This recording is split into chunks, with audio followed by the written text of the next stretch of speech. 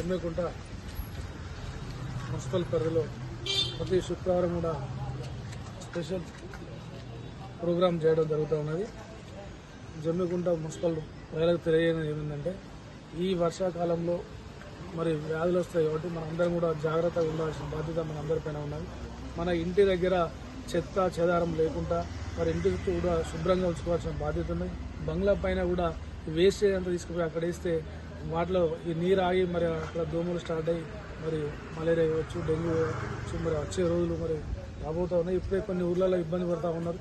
మనం కూడా ఈరోజు ఆరోగ్యం బాగుంటేనే మరి మనందరం పనులకు కానీ ఏది కానీ చేసుకోగలుగుతాం. అప్ప మరి ఈరోజు ప్రైవేట్ హాస్పిటల్కి పోతే మరి లక్షలాది రూపాయలు కూడా కొడితే మనం ఆరోగ్యంగా నష్టపోతాం, ఆర్థికంగా నష్టపోతాం. కాబట్టి మనందరం మన చేతుల్లో ఉన్నది.